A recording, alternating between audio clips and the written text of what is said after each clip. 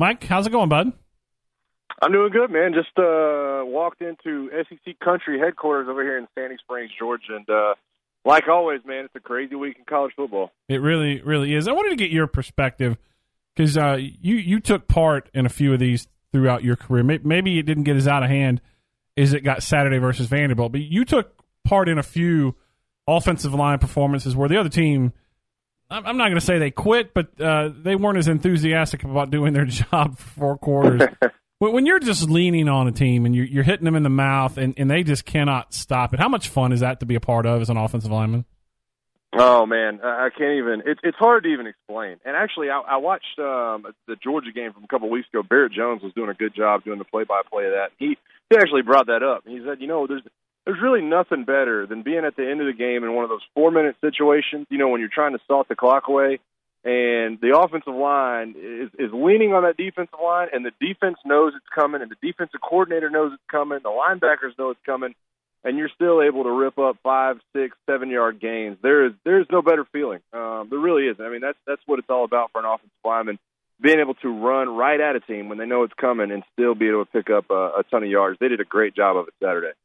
Yeah, and they were doing it with, I think, the second and third team offensive line with the 6th-string running back. And they took the final, 6-7 minutes off the clock. It was something to watch. From your perspective, Mike, where is this offensive line now? Certainly that's a good indication that they're going in the right direction. But, that Vanderbilt front seven wasn't the biggest, wasn't the strongest that they're going to see throughout the year.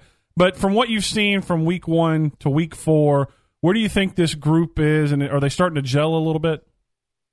Oh, 100% they've improved. I'm not ready to say they've arrived yet because they racked up so many yards against the Vanderbilt team. I think we have a ton of talent, and listen, I think we have the right guys in there right now. I think the right guys are playing, and they've started to accumulate snaps next to each other in their given positions, and I think that's a big deal.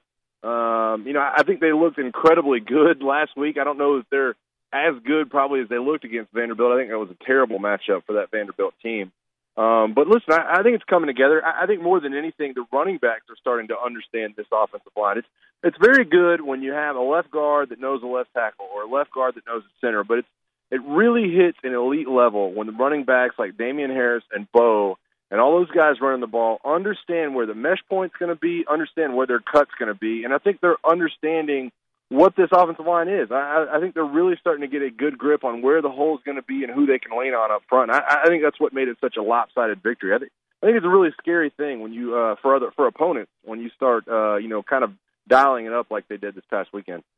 Mike, you bring up a good point. Alabama's been so democratic the way they're using their back. They're splitting up. The only running back that's averaging more than 10 carries a game is Bo, and I think he's averaging about 11 carries a game. Everybody else, from a running back standpoint, is under 10 carries a game. So they've used all of them.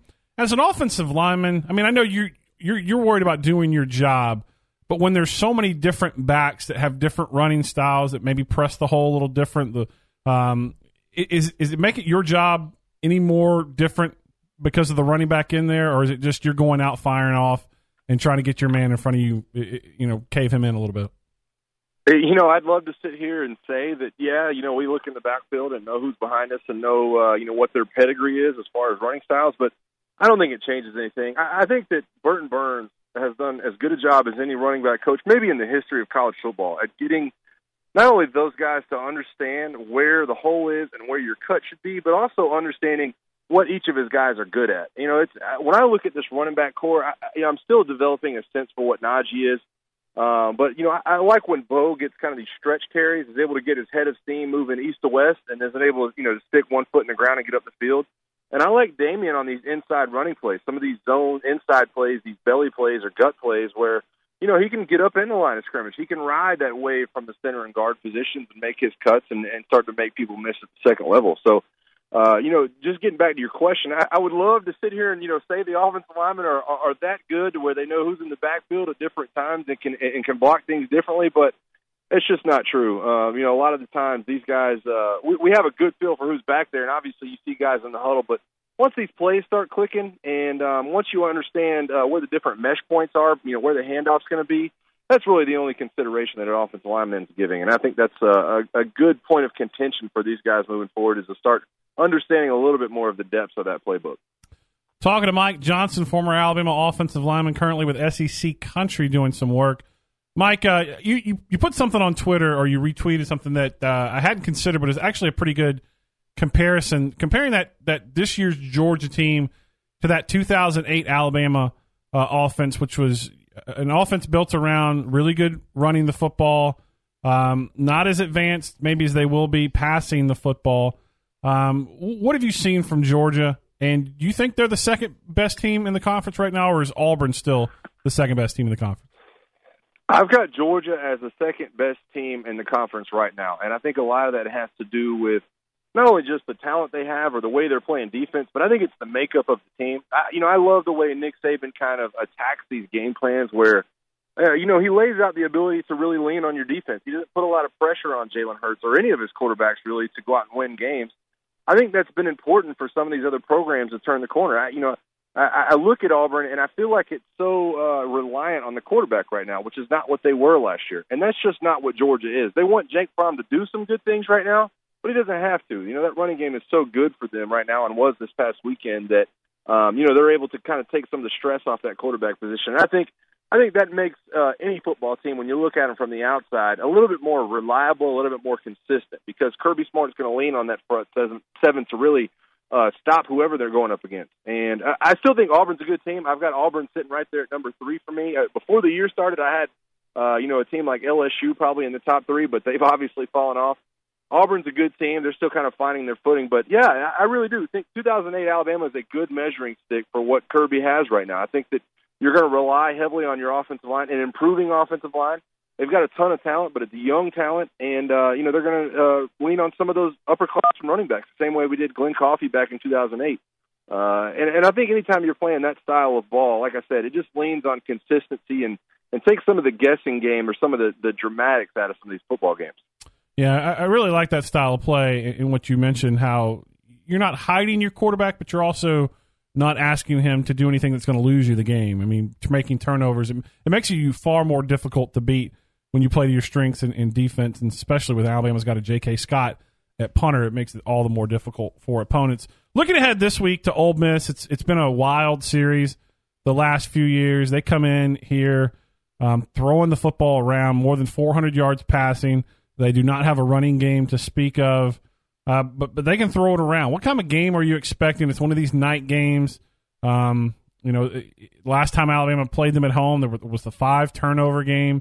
When you look at this Ole Miss team, can they stay in it for 4 quarters with Alabama, or because they can't run the football, is it going to make it difficult for them?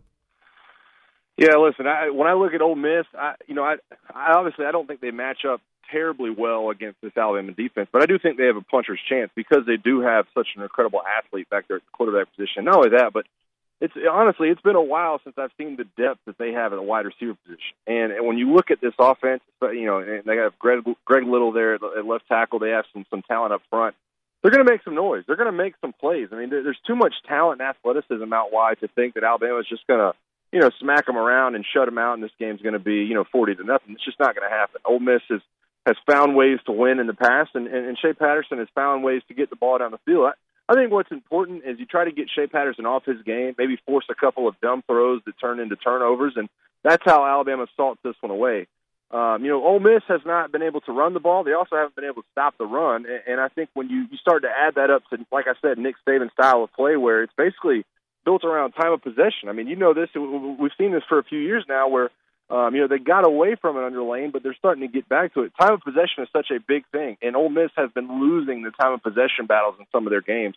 I don't think that bodes well for their status going into the weekend, but I definitely think they have a puncher's chance. They got a lot of athletes on the offensive side of the ball, and they're going to make some noise.